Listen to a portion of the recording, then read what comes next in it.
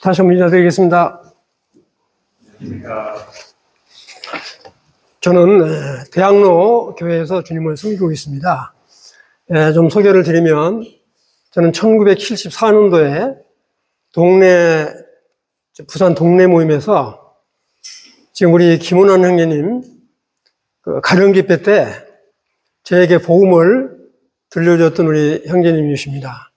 지금 50년이 다 지났는데 정말 예치 제가 계시록에 대한 말씀을 이렇게 강해할 줄은 잘 몰랐습니다. 우리 인천교회는 제가 원로 및 동역자 모임 가운데 한 4-5번 이렇게 온 것 같아요. 내 말씀을 보기 위해서 온 거는 오늘이 처음인데, 제가 이렇게 말씀을 참 이렇게 공부를 하면서 가장 이렇게 크게 와닿았던 거는 창세기를 보고 그다음에 요한계시록까지를 쭉 봤을 때 복음서 중에 복음서가 바로 이 창세기와 요한계시록이다. 그렇게 저는 생각을 했습니다. 무슨 창세기가 복음서고 요한계시록이 복음서냐 이렇게 생각하실지 모르지만, 지금 우리 믿는다고 하는 사람들 중에서 이 창세기를 안 믿는 사람이 엄청 많습니다. 창조론 자체를 안 믿어요. 그 다음에 근데 계시록, 창세기보다 더 합니다. 이렇게. 그래서 정말 이와 같은 창세기와 이 계시록이 우리들에게 주는 교훈이 어떤 것인가, 이거를 이렇게 한번 교제를 나누고자 합니다. 근데 사실 이 요한계시록을 제대로 이렇게 설교하신 분들 보니까 40번을 한 분도 계시더라고요. 그 이제 제가 10월 말에 필리핀에 가서 한 10시간 정도를 계시록을 이렇게 설명을 쭉 드렸는데도 시간이 무지하게 이렇게 딸리더라고요. 그런데 중요한 거는 이 말씀을 자세하게 전하면 너무 이렇게 많이 걸리고요. 이렇게 줄이자면 또 너무 줄어지고, 이 시간 맞추기가 참 어렵습니다. 그래서 우리 이제 강형님께서 이 말씀을 하셔서 최소한도 한 8시간 정도면 전체 줄거리는 충분히 설명을 드릴 수 있을 것 같습니다. 이렇게 말씀을 드렸어요. 그랬더니 이제 상의를 하시겠다고 그래서 이렇게 8시간을 이렇게 잡으셨더라고요. 근데 제가 오늘 이렇게 5시간을 9시까지 하게 되는데, 사실은 저도 모르겠습니다. 시간이 조금 또 오버가 될지, 땡겨질지는 모르는데, 아주 늦더라도 차분히 들어주시면 좋겠다. 이 말씀 미리 드리고 싶습니다. 왜냐하면 이 계시록은 다 이렇게 읽어서 아시겠지만 오해되는 부분이 너무도 많기 때문에 그렇습니다. 이런 오해들을 이렇게 풀어가면서 설명을 드릴 테니까, 혹시 50분이라고 아까 말씀을 하셨는데, 제가 이렇게 강의를 하다 보면 시간 개념이 없어요. 50분인데 1시간 반 됐는지 잘 이렇게 지나칠 때가 많을 테니까, 시간이 조금 오버됐다 싶으면 저한테 신호를 주시면 감사하겠습니다. 그래서 우선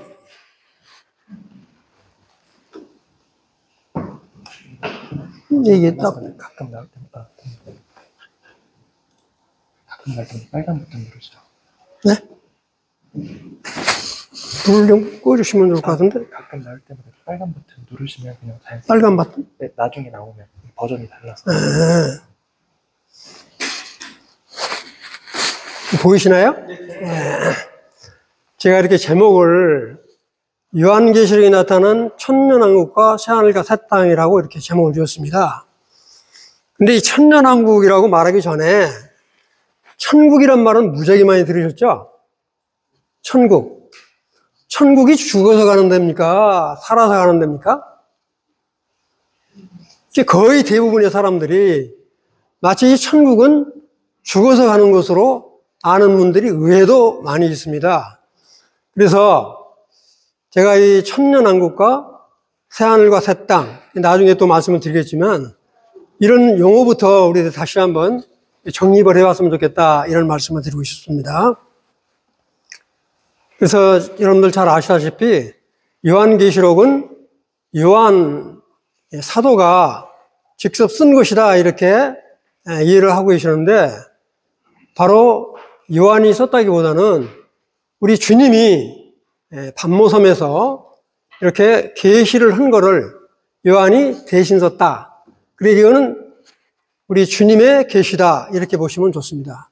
요한 계시가 아니라 우리 주님이 드러내어 계시한 것이다, 이렇게 보시면 좋을 것 같고요.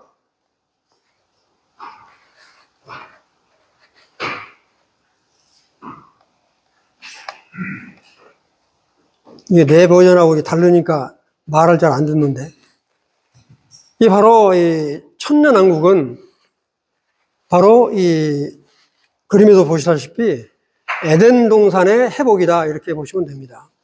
이 에덴 동산, 이 꿈 같은 생각이 많이 들을지 모르지만 이 에덴 동산보다 더 아름다운 것이 바로 천년왕국이고, 그 다음에 새하늘과 새 땅이다, 이렇게 보시면 될 겁니다.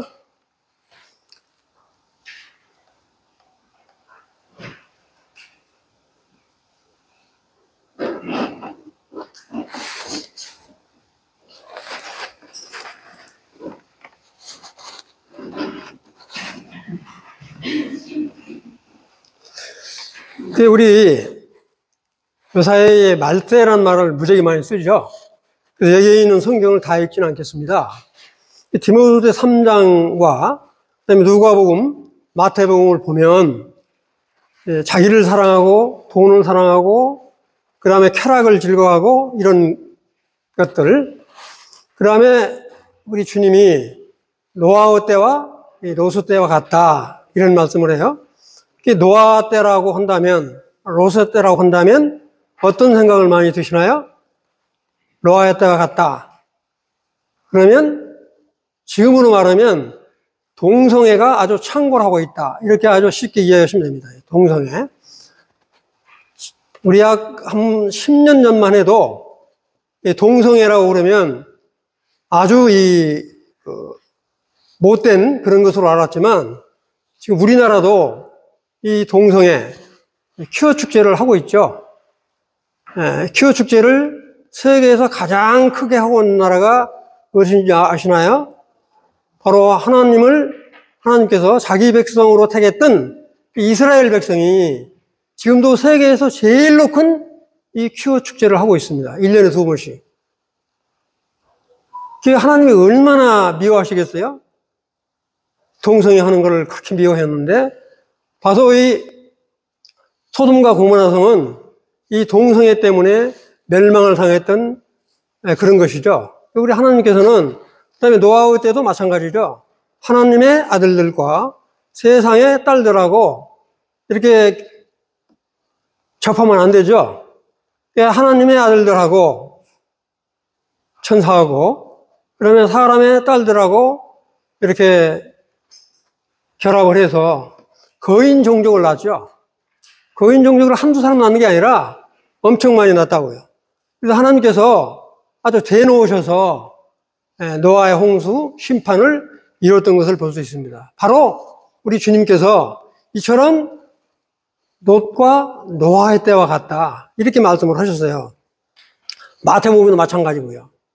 지금 여러분들 생각하시면 우리나라도 몇 년 전만 해도 동성애에 대한 걸 그렇게 심각하게 생각하지 않았습니다. 차별금지법 그렇게 심각하게 생각하지 않았어요. 그런데 지금 우리나라도 이 동성애 축제를 광화문 내거리에서 아주 왕성하게 하고 있습니다. 정말 이 막판 다 됐다, 정말로 가까이 왔다, 이걸 이렇게 염두에 두시면서 한번 설명을 드리도록 하겠습니다. 이 그림을 보시면, 제가 이 그림을 보여드리는 이유는 뭐냐면, 금년 7월 달에, 7월 말쯤에 바로 프랑스 파리에서 올림픽을 열렸죠. 7월 26일부터 8월 11일까지 올림픽 때의 첫 패러디를 한 겁니다. 밑에는 지금 뭐가 나와 있습니까? 밑에는 우리 주님이 최후의 만찬을 하고 있는 장면입니다. 이 밑에 그림 보면 그러시죠? 우리 주님이 최후의 만찬을 하고 있는데, 이거를 우리 예수님을 아주 이렇게 멸시를 하고, 우리 그리스도인들을 아주 좀 저주하는 그런 패러디를 한 겁니다. 위에는 뭐예요? 가운데 앉아있는 여자가 안관을 쓰고 이렇게 있죠. 이 우리 주님을 이렇게 무시하는, 우리 그리스도인들을 아주 저주스럽게 보는 이 프랑스 올림픽 개막식에 이거 패러디를 했습니다. 그런데 이거를 보고 가장 개놓은 사람이 누군지 아세요? 미국의 지금 대통령이 됐던 이 트럼프가 아주 입에 담지 못할 쌍욕을 했죠, 이렇게.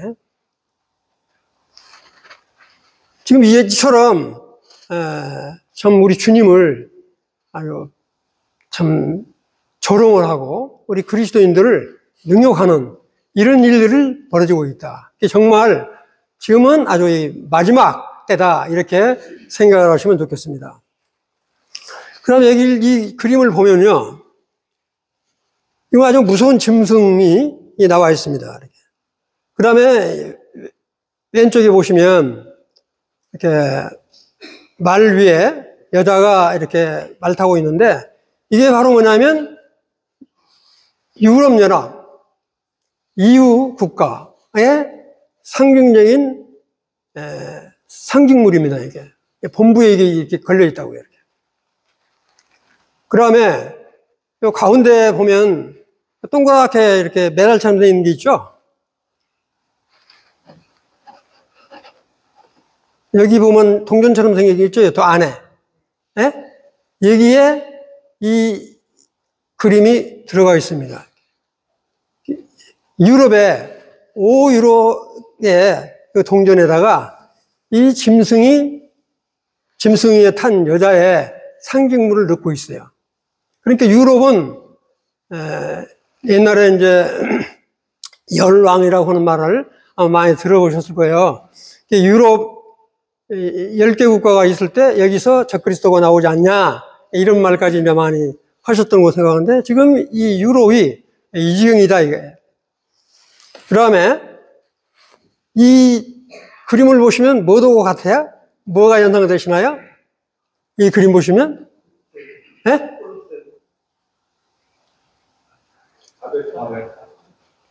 네, 잘 아십니다. 이게 바로 바벨탑을 다시 건설해야 되겠다라고 하는 그 캐치프라이즈를 내걸고 유럽연합의 프랑스에 있는 국회의사당의 건물입니다, 이게.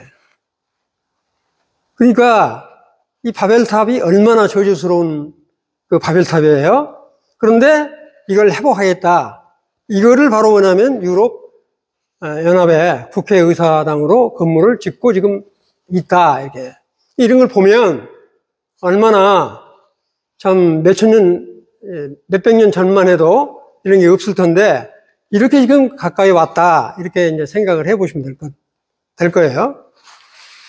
그 다음 장을 보시면, 이것도 이제 오늘날의 이제 마지막 징조인데, 여기 보면 말탄 위에 이렇게 여자가 타 있고요. 그 다음에 밑에 오른쪽에 보시면 한 여자가 말탄 위에 이렇게 있죠. 이거는 바로 뭐냐면 요한계시록 7장에 이 짐승이 나오는 그런 상징물들입니다, 이게.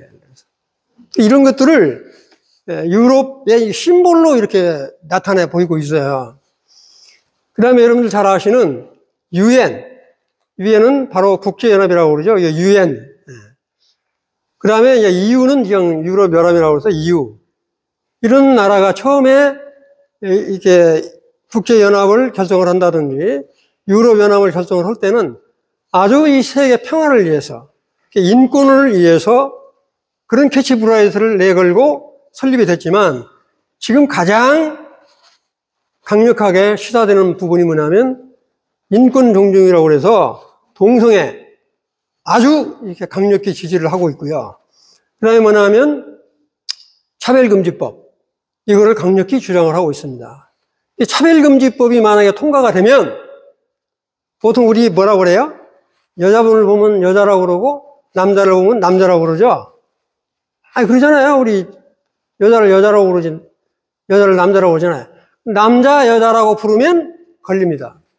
왜 성차별을 하냐, 이게 사람인데. 그런 말 처음 들어보시나요? 그렇게 또 남자가 여자 화장실 간다든지 여자가 남자 화장실 간다든지, 내가 남자인데 여자라고 그러면 여자라고 인정을 해줘야 돼요. 그렇지 않다면 어려움을 당하게 된다고요. 차별금지법만은 절대로 통과돼서는 안 된다. 우리가 만약에 예수 그리스도만이 구원이 있다라고 주장을 하면 그건 뭐 백발백중 감옥에 갈 수밖에 없습니다.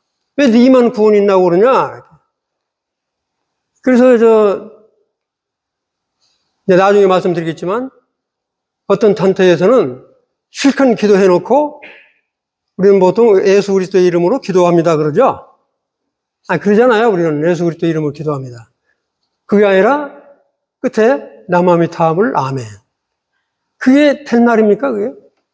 그걸 안 하면 안 된다, 이거죠. 이 세상이 지금 이처럼 변화됐다. 그런 이 과도기적인 상태에서 우리가 어떻게 이 올바른 믿음을 가져가야 될 것이냐. 그러니까 이 계시록 같은 경우를 읽어보면 저는 하여튼 이 계시록을 이렇게 연구하기 위해서 일반 교파에 있는 사람들, 목사들 강의를 엄청 많이 들어봤어요. 너무너무 안타까워요. 이 대한란 안 믿는 사람은 뭐 부지기 쓰고요. 그 다음에 아주 성경도 아주 이상하게 애곡을 해서 푸는 그런 것들을 많이 봤습니다. 정말 왜 이와 같이 하나님께서 우리들에게 주신 이 성경 기록을 정확하게 알고 믿어야 된다. 그래서 이제 제가 그렇다면 요한계시록은 누구를 위해서 쓴 책이냐, 누구를 위해서. 이거는 하나님께서 이스라엘 백성들을 위해서 쓴 책입니다.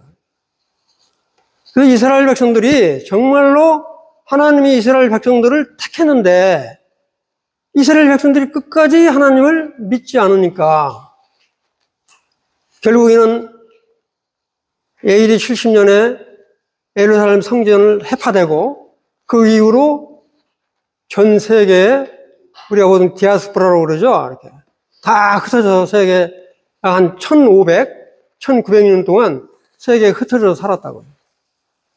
그렇지만 하나님께서는 그 이스라엘 백성들을 위해서 이 요한계시록을 쓰신 거예요. 그래서 저는 이 다음 장에 보시면 되겠지만, 그 다음 두 번째는 뭐냐, 이 이방인들을 구원시키기 위해서 쓰신 책이다. 그 다음 장에 보시면 시편 122편 6절에 보면 예루살렘의 화평을 위하여 기도하라. 너를 사랑하는 자들을 형통하리로다. 저는 그래서 이 말씀에 따라서 정말로 이스라엘을 위해서 기도를 많이 합니다. 정말로 하나님이 택하신 이스라엘 백성들이 메시아로 오신 우리 예수 그리스도를 믿게 해달라고. 저는 개인적으로 간절히 기도를 많이 합니다. 지금 이스라엘이 이 하마스, 헤즈볼라하고 지금 전쟁을 벌이고 있지만 우리 하나님께서는 이스라엘 편에 서 계신다. 이걸 저는 확실히 믿습니다. 그래서 정말 이런 말씀에 따라서 정말 이스라엘을 위해서 정말 우리 예수 그리스도로 오신 메시아가 정말 우리의 구원의 주님이라고 하는 것을 확실히 알고 믿을 수 있도록 우리 기독교인들은 정말 기도해야 될 것입니다. 그 다음에 이제 좀 서서히 이제 본론으로 들어가려고 그러는데, 뭐냐, 하나님의 왕국이 설립되기 전에 이미 세상의 왕국은 설립되어서 운영되고 있었습니다. 그래서 가장 큰 왕국이라고 한다면 밑에다 써놨는데 바벨론 왕국, 우리 느부갓네살 왕이 설립했던 바벨론 왕국. 이 바벨론 왕국을 멸망시켰던 메데 페르시아의 고레스 왕. 아마 고레스 왕은 언젠가 다시 한번 나올 거라고 생각이 돼요.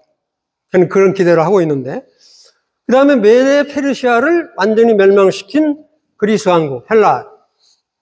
이거 여러분 잘 아시는 알렉산더 대왕. 그 다음에 알렉산더 대왕, 그리스를 멸망을 시켰던 로마 왕국. 이게 아주 큰 왕국들이라고 볼 수 있죠. 여기서 이집트나 아수르 왕국은 아직 내가 쓰지는 않았지만 이런 왕국들이 이미 있었어요.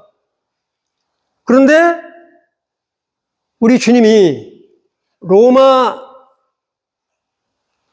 왕이 정권을 잡을 때 우리 주님이 이 땅에 오셨죠. 네. 보통 서기 4년 전에 오셨다 이렇게 생각을 해요. 그다음에 우리 주님이 오셔서 사도 요한이, 침례 요한이 제일 먼저 선포한 것이 뭡니까? 천국이, 지금 개혁성경에 보면 천국이 가까웠다 그랬어요. 천국이 뭐냐? 하늘의 왕국입니다. 하늘의 왕국이 가까이 왔다 이렇게 외쳐요. 근데 우리 주님도 그 다음 장 4장에 보면 하늘의 왕국이 가까이 왔다 이렇게 외쳐요. 근데 우리 주님이 이 땅에 오셔서 저는 하늘의 왕국이 가까이 왔다라고 하는 것을 외쳤지만 이스라엘 백성들이 메시아로 오신 이분이 왕국을 세웠다. 따라가야 되겠다. 그렇게 했어요? 아니면 거절을 했어요? 거절했죠? 거절했어요. 그러니까 여기는 뭐냐면 하늘의 왕국은 이 땅에 건설하려고 오셨지만 이 땅에 건설을 못했어요. 그래서 제가 유보란 말을 그래서 썼어요. 유보됐다. 그 다음에 동시에 하늘의 왕국이란 말을 쓰시면서 우리 주님이 이스라엘 백성들, 이방인들 같이 있을 때는 하나님의 왕국이 가까이 왔다 이렇게 말씀을 하셨어요. 이스라엘 백성들한테 이야기할 때는 하늘의 왕국이 가까이 왔다 그랬어요. 마태복음에는 하늘의 왕국이 가까이 왔다 이런 말씀을 하시고 하나님의 왕국이 가까이 왔다고 말한 거는 5번밖에 없어요. 그 다른 이제 사복음서 마가복음이라든가 누가복음이라든가 요한복음이라든가 이런 데는 보통 하나님의 왕국이 가까이 왔다. 하나님의 왕국 이렇게 표현을 했어요. 여러분들 우리 개혁개정에는 하나님의 나라라고 표현을 했죠. 이렇게 하나님의 나라. 그러면 천국을 하늘의 왕국 이렇게 표현을 했는데 이건 아니다. 이 자꾸 엉뚱 것이 떨어졌던가 이게?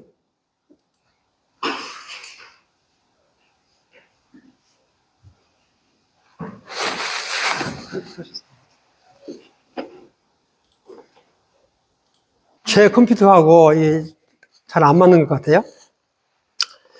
이제 하나님의 왕국이 가까이 했다고 했는데도 이것도 세우지 못했어요. 그 다음에 유고됐어요. 그렇게 말씀을 하신 뒤에 이제 우리가 보통 말하는 7년 환란, 천년왕국이란 말을 보통 쓰죠. 근데 계시록에는 천년 왕국이란 말은 없어요. 천년에서 6번 언급이 되어 있습니다. 이렇게. 그건 나중에 또 설명드리기로 하고요. 이 천년왕국은 우리가 생각할 때, 그건 뭐 우리 죽어서나 갈 때다, 이렇게 생각하시면 안 되고요. 정말로 천년왕국은 이 땅에 반드시 세워진다. 그걸 소망으로 삼고 살으셔야 돼요. 저는 그런 소망을 삼고 삽니다. 앞으로 몇 년 후에 될지는 모르지만 이 천년왕국은 이 땅에 반드시 세워진다. 비록 우리가 나이 들어서 죽어서 갈지는 어쩔지는 모르지만 그 같은 소망은 저희가 있습니다. 정말로 우리 주님은 이 땅에 자기가 하늘의 왕국, 하나님의 왕국을 세우겠다고 한 그 약속이 넘어갔지만 천년왕국은 반드시 이 땅에 세워진다. 그래서 제가 오는 세대에 반드시 건설될 것이다. 이렇게 표현을 했는데 새하늘과 새 땅이라는 표현을 영원한 왕국이라고 제가 표현을 했는데 새하늘과 새 땅도 반드시 세워질 것이다. 여기다가 그 말을 안 썼는데 새 예루살렘 성. 우리 믿는 우리 그리스도인들 정말 지금 은혜 시대에 구원받은 우리들은 얼마나 축복을 받은 사람인지 한번 들어보시면 알 거예요. 정말로는 축복받은 자 중에서 축복받은 사람들이다. 근데 우리는 그걸 아주 대수롭게 얘기하고 살죠. 이렇게. 그 다음에 요거는 제가 한번 다시 정리를 하기 위해서 이렇게 이분이 바벨론 왕국, 그 다음 메드 페르시아, 헬라, 로마 왕국 때 우리 주님이 이 땅에 BC 4세기 때 오셨다가, 그 다음에 AD 30년에 이렇게 주님이 부활해서 올라갔어요. 그때부터 7년 환란이 있을 때까지, 언제인지는 모르지만 7년 환란이 있을 때까지는 바로 은혜의 시대, 교회 시대라고 그렇습니다. 지금 우리는 교회 시대, 은혜 시대에 살고 있어요. 이 은혜 시대에 구원받는 것은 얼마나 큰 축복인지 믿으시나요? 근데 어떤 사람들은 이 이스라엘은 이미 대체해가지고 그게 교회다 이렇게 주장하는 사람들이 의외로 많아요. 이스라엘 이미 또 없어져 버렸는데 무슨 이스라엘이 지금 있냐? 이스라엘은 없이 이스라엘은 교회로 대치가 됐다. 이렇게 주장하는 사람이 교파교회에 다니는 사람 중에서 의외로 많이 있습니다. 심지어는 이제 신학 박사, 교수라는 사람들도 그런 사람이 무척 많아요. 그걸 보고 내가 놀랐습니다. 하여튼. 그 다음에 어때요? 저는 이제 7년 환란이 언제 일어날지는 모르지만 7년 환란이 일어나기 전에 우리 에스겔서 38장 39절에 보면 곡과 마곡의 전쟁이 있습니다. 곡과 마곡의 전쟁이 저는 개인적으로 그렇게 분별을 해요. 곡과 마곡의 전쟁은 반드시 7년 환란 전에 일어나든지 7년 환란이 막 생기고 나든지 곡과 마곡의 전쟁은 있을 것이다. 그리고 하여튼 7년 환란이 있다. 7년 환란은 전 3년 반, 후 3년 반에서 7년입니다. 근데 이 7년 반, 이 환란이라고 하는 건 어디 나오냐? 우리 계시록에는 안 나와요. 7년 환란이란 말이. 근데 어디 나오냐? 다니엘서에 나옵니다. 이따 말씀을 드리겠지만 이 계시록을 이해하려면 계시록만 가지고는 이해가 안 되는 부분이 많이 있습니다. 그걸 이따 또 말씀을 드리겠는데, 그래서 이 7년 환란은 바로 적 그리스도가 다스리는 왕국이다 이렇게 보시면 돼요. 적 그리스도가 다스리는 왕국이다. 그래서 이 적 그리스도, 정말 우리는 이 7년 환란 전에 휴거되에 올라간다. 그거 믿으시나요? 안 믿으시나요? 우리가 이렇게 지금 들려 올라가나, 이렇게. 진짜로 믿으셔야 돼요. 근데 그거를 안 믿는 사람이 의외로 많아요. 그래서 7년 환란 통과해야 된다. 뭐라고 이야기하냐면, 그러니까 성도들은 끝까지 참아야 된다. 일반 목사들이 그런 사람이 무지하게 많아요. 그리고 이제 천년왕국이 막 끝날 때 또다시 천년 후에 곡과 마곡의 전쟁이 일어납니다. 곡과 마곡의 전쟁이 왜 일어나냐? 이 천년왕국에 들어갈 때요. 천년왕국에 들어가는 사람은 7년 환란 때, 전에 우리는 휴거돼서 올라가 버리잖아요. 근데 7년 환란을 통과하는 사람도 있다고요. 7년 환란을 통과할 때 엄청스러운 핍박이 있는데 그때 비로소 이스라엘 백성들이 주님을 믿게 됩니다. 그래서 여러분들 잘 아시는 계시록 7장에 나오는 14만 4천 명 있죠? 14만 4천 명도 또 이야기하는 사람들이 얼마나 많아요? 14만 4천 명이 들어가야 된다고 신천지 같은 경우에 지금 30만이 넘었다고 그래서 또 고쳤다고 그러더라고. 그래서 이와 같이 천년왕국의 7년 환란 때 구원받아서 천년왕국에 들어간 사람들이 있죠. 7년 환란 때 우리는 이미 구원받아서 올라가 버리고 7년 환란 때 아주 어렵게 구원받은 사람이 있다고요. 그런 사람들도 천국에 들어가요. 천국에 들어가가지고 아들, 딸을 낳고 산다고요. 아들, 딸을 낳고 사는데 천년왕국 들어갈 때는 어때요? 다 믿었던 사람이에요. 근데 천년왕국 때 태어난 자녀 중에서 잘 믿는 자녀도 있지만, 부모 따라서 잘 믿는 자녀도 있지만 안 믿는 자녀도 엄청 많다고요. 이 안 믿는 자녀들이 엄청 많은데 바로 이 천년왕국 때 사탄이 무정에 갇혀 있다가 하나님이 풀어준다고요. 이 사탄이 노임받은 이 사탄이 그렇게 믿지 않는 불신자들을 미혹을 시켜서 반란을 일으킨다고요. 그럴 때 바로 곡과 마곡의 전쟁으로 멸절을 시키는 그런 장면이 나오게 되니까 그건 나중에 또 다시 한번 설명을 드릴게요. 한 번 들어갖고는 이제 이야기가 뭘 테니까 그 다음에 바로 또 뭐가 있습니까? 마지막 때 백보다 심판, 흰보다 심판이라는 말 많이 들어보셨죠? 그 다음에 이제 적그리스도 7년 환란 마지막 때 아마겟돈 전쟁, 바로 아마겟돈 전쟁을 뭐 3차 대전이라고 표현하는 사람도 있는데 하여튼 아마겟돈 전쟁이 일어난다. 이 이스라엘 역사는 전쟁으로 시작해서 전쟁으로 끝난다. 이렇게 보시면 돼요. 그래서 백보자 심판이 끝나고 영원한 새하늘과 새 땅으로 이제 들어가는 이런 과정을 거친다. 지금 아웃라인만 지금 설명을 해드리는 거예요. 그래서 다시 한번 말씀을 드리면 이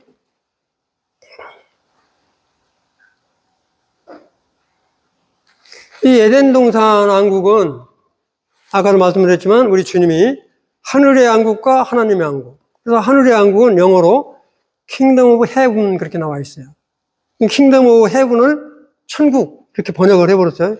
이게 천국이라고 번역은 중국 사람들이 천국이라고 번역해서 우리나라 사람도 그렇게 쓰고 있는데 이건 좀 번역을 좀 고쳤으면 좋겠다는 생각이 드는데 천국 그러잖아요. 천국이 마치 죽어서 가는 것으로 생각하는데 다르다. 그런 다음에 이제 하나님의 왕국은 뭐냐면 킹덤 오브 갓 그래서 하나님의 왕국. 이게 하늘의 왕국, 하나님의 왕국으로 이걸 이제 개역 성경에는 하나님의 나라로 표현했죠. 하나님의 나라. 하나님의 나라가 아니라 하나님의 왕국. 직접 왕이 다스리는 나라다 하는 뜻입니다. 이렇게. 그래서 이 세상은 이스라엘과 그 다음에 교회와 이방인만 있습니다. 이 세계에 여러 민족들이 무지하게 많은 것 같은데 딱 구분을 하자면 정말로 저 중동에 있는 이스라엘 땅 민족 아직 안 믿고 있지만 이스라엘 민족 그 다음에 우리 주 예수 그리스도를 믿는 성도 그 다음에 믿지 않는 이방인 이렇게 세 부류로 딱 구분할 수 있다 이거죠. 미국 사람이나 프랑스 사람이나 러시아 사람이나 전부 다 이방인이다 이거죠. 예수 그리스도를 불신하고 안 믿는 사람은 우리 한국 땅에도 안 믿는 사람은 전부 이방인에 속한다 이렇게 보시면 돼요. 그 다음에 이제 아까도 말씀드렸지만 곡과 마곡의 전쟁이 일어나지 7년 대환란이 있지 7년 환란 대환란 그러는데 이게 무슨 말이냐면 7년 반 중에서 전 3년 반은 그냥 전 3년 반 조금 환란이 덜해요.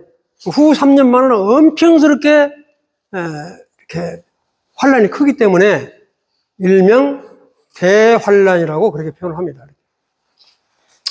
그 다음에 이제 이 7년 환란 막판 막 끝나려고 할 때 아마겟돈 전쟁이 일어난다. 그 아마겟돈 전쟁이 일어났는데 천년왕국 마지막 때 가서 다시 말씀드리면 곡과 마곡의 전쟁이 에스겔서 38장에서부터 39장에 나오는 전쟁이 유사한 전쟁이 또 한 번 난다. 천년 동안의 기간이 있으니까. 그러나 아까도 말씀드렸지만 백보자 심판이 끝나고 나서 이제 새하늘과 새 땅이 이루어진다.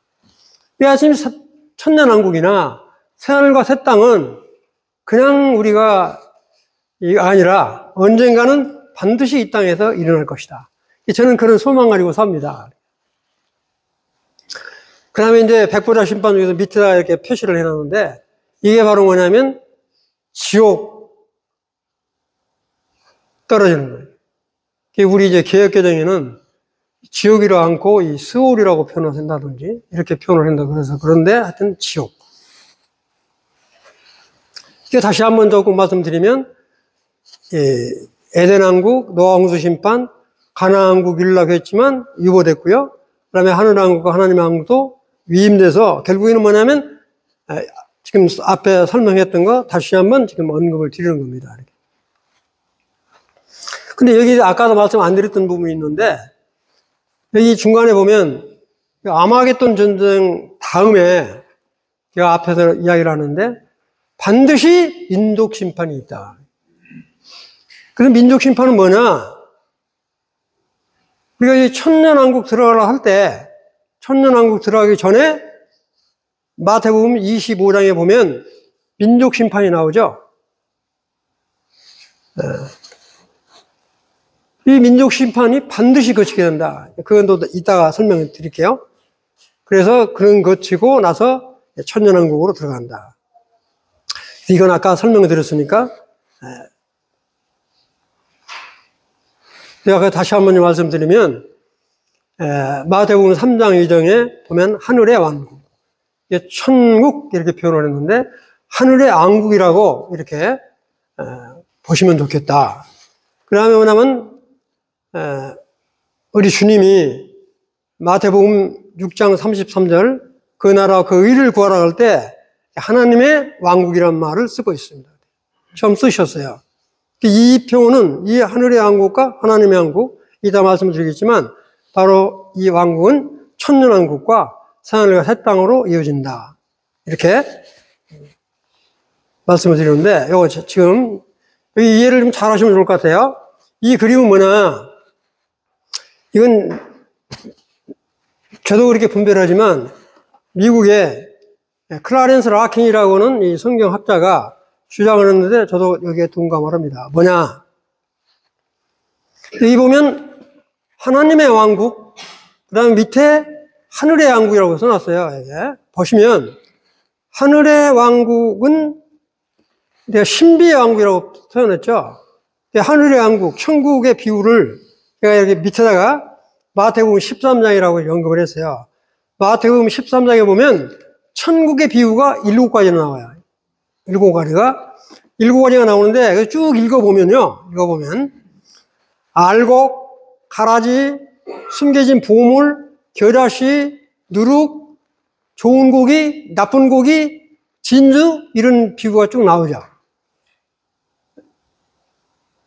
대답을 안 하시는데. 이 나온다고요, 이렇게. 그런데 중요한 거는 거기에 교회란 말은 없어요. 하늘의 왕국, 즉 천국이라고 말을 쭉 비유를 들어서 말씀하시면서 교회란 말은 한 군데도 안 나오는데 거기에 교회란 말이 의미가 돼 있다 이거죠. 무슨 이야기냐?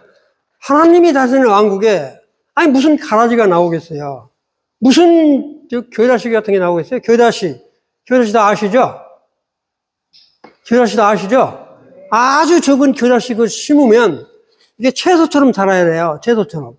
조그맣게 채소처럼 자라는데 이 겨자씨가 자라가지고 아주 무성한 나무처럼 커서 거기에 새가 깃들고 그러잖아요. 이게 정상이 아니죠? 예. 바로 이건 천주교에서 제일로 많이 써먹는 이야기인데 이건 아주 비정상이다. 그 다음에 하늘의 왕국이면 좋은 고기만 있어야지 나쁜 고기가 있어요? 이건 바로 뭐냐면 하나님께서 이 교회란 말은 않지만 이 교회라고 하는 것을 거기에 딱 숨겨놨다 이거예요. 여기서 보시면 이 하늘의 왕국은 천년왕국까지는 똑같아요. 하나님의 왕국이나 또 같이 간다고요. 가는데 바로 천년왕국을 거쳐서 그다음에 새하늘과 새 땅까지 이어지는 부분은 하나님의 왕국과 같다 이렇게 보시면 돼요. 그래서 이 클라렌스 라킨은 하늘의 왕국보다 하나님의 왕국이 좀 더 범위가 넓다 이렇게 분별을 하고 있다고. 틀리다는 게 아니라 조금 더 넓게 본다 이게. 그래서 이제 이 마태복음을 본다니 다 볼 때 우리 하나님의 나라, 하나님의 왕국이라고 할 때는 거의 이방인들이나 이스라엘 민족들한테 이야기할 때 하나님의 왕국이라는 표현을 많이 썼고요. 하나님의 나라, 하나님의 왕국이라는 말을 썼고 마태복음에서 이스라엘 사람들한테만 이야기할 때는 하늘의 왕국, 천국이라는 말을 썼어요. 이 천국이라는 말을 쓴 거는 하늘의 왕국이라고 말을 쓴 거는 거의 천년왕국 끝나고는 거의 해당이 없다. 이렇게 보시면 돼요. 그래서 이 누룩 같은 것도 사실 하나님이 다스리는 그것 가운데 누룩처럼 나쁜 게 있으면 안 되잖아요. 나쁜 고기가 있다더니. 그런데 그 속에 지금 이 교회 시대를 상징해서 말을 하고 있다고. 이 대형 기구 같은데 뭐 10만, 20만, 40만 되는 그 교회에 가짜 교인들이 얼마나 많아요? 바로 이 겨자씨하고 똑같은 거예요. 겨자씨가 아주 무성한 가지를 내고 거기에 새들이 깃든 거예요. 새는 뭐냐면 한마디로 말하면 이 사탄 마귀들이 깃드는 곳이라고요. 그거를 비유로 말씀을 하고 있다. 이렇게 이해를 하시면 되겠어요. 그 다음에 하늘의 왕국과 천년 왕국이 그러면 이게 정말 근거가 있는 거냐? 명확히 나와 있죠. 이렇게 보면 다니엘서 2장 44절, 그 다음에 이사야 9장 6절 7절에 명확히 나와 있습니다. 왕국이 세워진다. 그 왕국은 누가 세우나? 즉 우리 주 예수 그리스도가 세운다. 이게 명확히 나와 있어요. 그래서 이거를 뭐 다 읽지는 않을게요.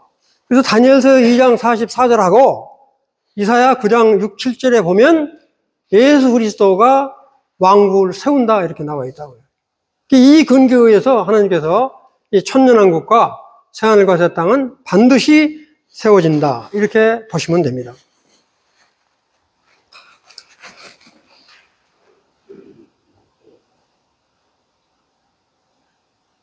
네. 여기는 이제 한 가지만 더 곁들여서 말씀드리면, 우리는 이 땅에서 7년 환란이 이 땅에서 이루어질 때, 7년 환란이 이 땅에서 이루어질 때, 우리 그리스도인들, 지금 우리 은혜 시대에 구원받은 우리 그리스도인들은 휴거돼서 천상에 올라가서 7년 동안 혼인잔치를 한다. 그거 믿으시나요? 그거 믿으셔야 돼. 뭐 혼인잔치 한다고 그러니까 우리가 뭐 신랑 신부가 이렇게 혼인한다 그런 뜻이 아니라 이 혼인여식은 우리 주님과 우리가 완전히 하나로 연합되는 것을 의미합니다. 그 나중에 또 이게 자꾸 이게 생기지 이게 우리 이제 혼인예식을 이렇게 한다. 근데 어떤 사람들이 그러더라고요. 우리가 공중 7년 환란 전에 휴거되는 근거가 뭐냐? 근거가 어딨냐? 이렇게 묻더라고요. 나중에 근거는 제가 말씀드렸는데 바로 이 공중에 올라가서 혼인 예식을 주님과 하는 사람이 누구예요? 구약 성도들은 혼인 예식 안 돼요. 이 공중에서 혼인 예식에 참여하는 사람은 우리 신약시대 때 구원받은 성도들이 휴거대에 올라간 사람들이 바로 뭐냐면 신부로서 혼인 예식에 참여하는 거예요. 그거를 믿으시기 바랍니다. 그리고 이 땅에서는 7년 환란이 엄청스럽게 이루어진다. 정말 우리가 상상해 보면 이 천년왕국에 대한 그런 부분은 나중에 이제 설명을 드리기로 하고요. 그 다음에 아주 끝까지 불신하는 사람들은 영원한 불못에 들어간다. 그래서 어떤 사람은 불못 그러면 이렇게 조그마한 연못으로 생각하는데 불호수라고 생각합니다. 불호수. 호수 엄청 크죠? 들어간다. 근데 여기에 계신 우리 형제자매님들, 정말로 내가 구원의 확신을 가지고 있다면 절대 환란 전에 공중에 들림받아 올라가서 이렇게 혼인예식에 참여한다. 그런 소망 갖고 살으시면 좋을 것 같아요. 이제 실제 이제 요한계시록 개요를 설명을 좀 드리면, 이건 아까도 말씀드렸지만 예수 그리스도의 계시다. 요한계시록 보니까 요한이 한 게 아니고 요한이 이렇게는 하나님이 불러준 거를 이렇게 기록을 했을 뿐이다. 그렇기 때문에 예수 그리스도의 계시다. 이 계시는 뭡니까? 드러내는 겁니다. 묵시다 그러면 숨겨 있는 거고요. 어떤 분들은 요한 묵시록이라는 말을 쓰는데 묵시록이라는 말보다 편애하는 거니까 계시로 말씀 쓰는 게 더요. 이 유대 묵시문화 기법과 상징주의를 활용한 과거, 현재, 미래를 담고 있는 천년왕국과 하나님의 왕국, 하늘의 왕국 이렇게 보시면 되겠어요. 사도 요한이 반모섬의 유배당에 예수 그리스도의 계시를 받아서 소아시아 7교회에 보낸 편지면서 예언서이다. 그 다음에 로마 압자에 성도들에게 소망을 잃지 않고, 이때 이 사도 요한이 이 계시록을 주님으로부터 받았을 때는 로마로부터 엄청나게 핍박을 받는 그런 때였으니까. 그래서 그런 핍박 가운데서 소망을 갖고 살으라고 이 서신을 썼다. 이렇게 보시면 돼요. 유배된 반모섬에서 기록했다는 설이 있고, 유배가 풀린 다음에 에베소 교회에 와서 기록했다는 그런 말이 있는데, 하여튼 이 계시록은 확실히 우리 주님께서 친히 불러서 쓴 것이다. 이렇게 보시면 돼요. 그 다음에 해석을 어떻게 할 거냐. 그래서 가능하면 문자적, 성경 영광, 관계, 비유, 이렇게 해석을 하는 게 정확하다. 여기다 써놨는데, 가능한 문자적, 문법적으로 해석하되, 저는 이제 그걸 말씀드리고 싶어요. 이 요한계시록만 가지고는 정확히 이해하기 어렵기 때문에, 이사야서, 에레미야, 에스겔, 다니엘, 스가랴, 요엘, 마태, 마가, 누가복음, 이런 것들을 종합적으로 봐야 요한계시록을 정확하게 이해할 수 있다. 이렇게 보시면 됩니다.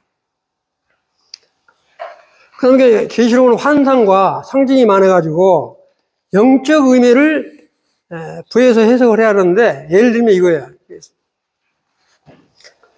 계시록 12장에 보면 이제 뭐 짐승이 나오고요, 짐승. 그 다음에 여자가 나오고, 남자아이가 나오고, 그 다음에 흰 말이 나오고, 용과 뱀이 나오는데, 예를 들어서, 용이 그럼 뭐냐, 용이. 용은 바로 사탄을 의미한다. 이런 것들은 이렇게 영적으로 우리가 부여를 해야 한다는 말이에요. 그 다음에 우리 짐승은 보통 적그리스도라고 표현을 하는데, 그런 것들은 그렇게 표현을 해야 된다는 거예요. 그 다음에 이제 12장에 보면 여자가 나오고, 그 다음에 남자아이가 나오는데, 그러면 이 여자를 뭘로 해석할 거냐? 그것도 이제 그때 가서 말씀을 드릴게요. 지금 말하면 또 그러니까. 그 다음에 계시록은 과거, 역사적 또 참고를 해야 된다. 그 다음에 미래적 해석. 오는 세대에 일어날 일들을 예언 중심으로 했기 때문에 이것도 우리가 참고를 해야 된다는 얘기입니다. 그 다음에 영의 해석은 절대 저는 거의 생각 안 했다. 예를 들어서 이스라엘을 교회로 해석을 한다는 이런 것들. 무슨 말 이해되시죠? 그건 이스라엘은 이스라엘이고 교회는 교회지, 그냥 이스라엘을 교회로 해석한다든지 이렇게 하는 건 잘못이다. 그렇게 말씀을 드리고 싶어요. 그 다음에 이제 이거는 아주 잘 알으셔야 돼. 계시록 이 목차 그 부분, 여러분들 책에 어디를 보시면 되냐면 제일로 앞에 이 목차를 한번 보세요. 목차. 이 목차 아주 중요한 부분이니까 목차를 보시면, 하여튼 이 계시록은 읽을 때 중요한 것이 1장은 과거, 현재, 미래에 일어날 일들을 간략하게 기록을 했어요. 그 다음에 2장, 3장은 소아시아 7교회에 보내는 편지에 대한 것들을 언급을 했어요. 그 다음에 세 번째는 4장부터 그냥 문제예요. 4장부터 19장까지는 여러분들 이 계시록을 쭉 읽어보면 6장까지 읽어보면 뭐 흰 말이 나오고 검은 말이 나오고 붉은 말이 나오고 검은 말이 나오다가 뜬금없이 7장에 가지고는 뭐 14만 4천 명이 나오고 엉증이 나오다가 8장에 딱 건너가면 그때 7지인이 띄어지죠.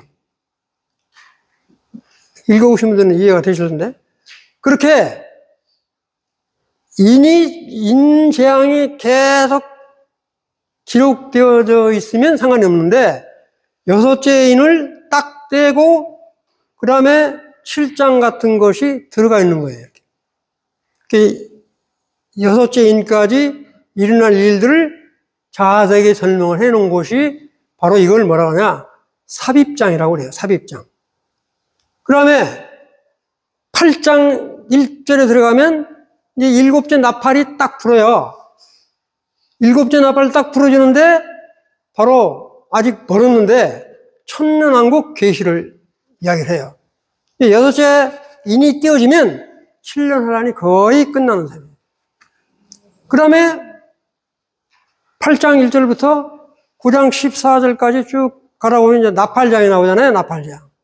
그 다음에 나팔장 나오잖아요. 나팔장 쭉 나오다가 9장 15절에 여섯째 나팔까지 딱 부러지고는 10장, 11장, 12장, 13장 이렇게 나팔 재앙에 일어나는 사실들을 전부 이야기를 하다가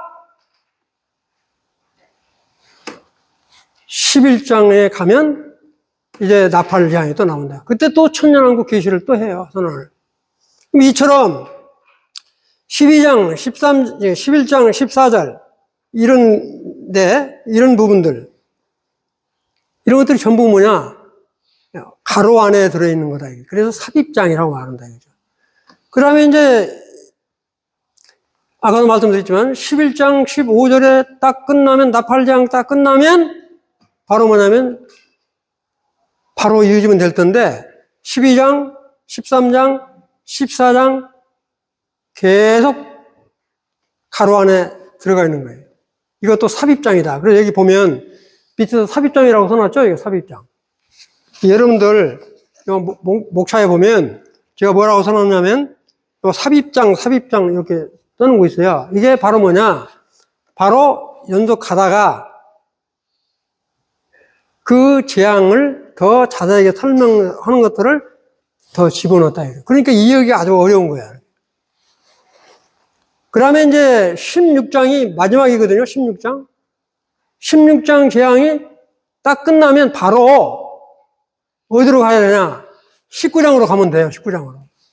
19장으로 하면 되는데 이 17장, 18장은 적그리스도와 바벨론이 망하는 것을 아주 자세하게 설명을 해놨어요. 그리고 16장 끝나면 바로 19장으로 건너뛰면 되는데 이처럼 짐승과 바벨론이 멸망한 거를 아주 이 18장, 19장에 자세히 써놨다고요. 이처럼 되어 있는 게 바로 뭐냐? 가로 안에 들어있는 장, 삽입장이라고 한다, 이거죠. 이거를 염두에 안 두고 읽어보면, 이게 앞에 것 갔다가 또 갔다가 이게 막 헷갈린다고요. 그리고 나중에 또 설명을 드리겠지만, 그 다음에 이제 21장, 22장은 새하늘과 새 땅에 대한 것들을 아주 자세하게 언급을 했습니다. 그런데 놀라운 거는 이 계시록 20장에는 천년왕국이라고 하는 것이 아주 짧게 기록이 되어 있어요. 그럼 천년왕국에 대해서 아주 자세하게 기록되어 있는 것은 에스겔 40장부터 48장까지 천년왕국에 대해서 아주 자세하게 나와 있습니다. 그래서 이 PT 자료는 제가 이 에스겔 40장부터 48장까지 중요한 부분만 언급을 해놨습니다. 그런데 이 계시록에는 에스겔 40장부터 48장까지는 언급이 안 되어 있지만 천년왕국 전체를 이해하려면 에스겔서 40장부터 48장까지를 같이 이해하셔야 된다. 이해되시죠? 네. 그 다음에 바로 뭐냐면 이제 21장, 22장은 여러분 잘 아시는 새하늘과 새 땅에 대한 것들이 언급이 되어 있습니다. 본래는 22장 5절까지가 계시록 끝이에요. 22절부터 마지막 21절까지는 다시 한번 리마인드 해주는 글귀입니다. 성경은 1장부터, 계시록 1장부터 계시록 22장 5절까지가 끝이에요. 이 22장 6절부터 마지막 절까지는 다시 한번 리마인드를 시킨다. 이렇게 보시면 돼요. 나중에 또 다시 한번 말씀드릴게요. 그 다음에, 그러면, 계시록 1장 19절에 보면 이런 말이 있어요. 성경을 한번 같이 펴보시면 될 것 같은데, 네가 본 것들과, 지금 있는 것들과, 이후에 있을 것을 기록할지니, 그렇게 되어 있어요. 이거 뭐냐, 우리 주님이 요한한테, 네가 본 것, 지금 1장에서 본 것, 그 다음에 지금 있는 것들, 바로 뭐냐면 2장, 3장에서 소아시아 7개. 그 다음에 4장부터 22장 5절까지 이후에 있을 것들을 기록한 거다. 그 다음에 이제 계시록 2장 7절, 3장 22절에 보면 7개한테 이야기를 할 때 제일로 두루진 기구가 뭡니까? 이기는 자가 돼야 한다. 이기는 자. 7개 전부 다 이기는 자. 이기는 자가 돼야 한다. 그 다음에 귀 있는 자는 들어라 그러죠. 귀 있는 자. 아니, 귀 없는 사람이 누가 있어요? 귀 다 있죠. 그런데 귀 있는 사람은 들어라. 그 다음에 뭐라고 이야기를 하냐면, 이기는 자가 돼야 한다. 그럼 이기는 게 뭐냐? 뭐가 이기는 거냐? 우리 주 예수 그리스도가 하나님의 아들이신 것을 믿는 게 이기는 거예요. 뭐 이긴다고 그러니까 싸움해갖고 있는 게 아니라, 정말 우리 주 예수 그리스도가 하나님의 아들이시고, 나를 구원해 주신 분이라고 하는 것을 확실히 믿는 믿음이 바로 이기는 거다. 그 다음 믿으시죠? 네. 그게 이기는 거라고 그랬어요. 이게 내가 한 말이 아니고, 요한일서 5장 5절에 보면 그런 말이 나온다고요.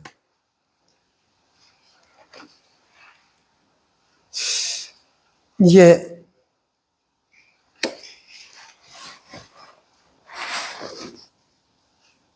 조그마냐? 이거 좀, 네? 예, 그러면, 네, 시간이 가는지 몰랐는데, 한 10분 쉴까요? 예.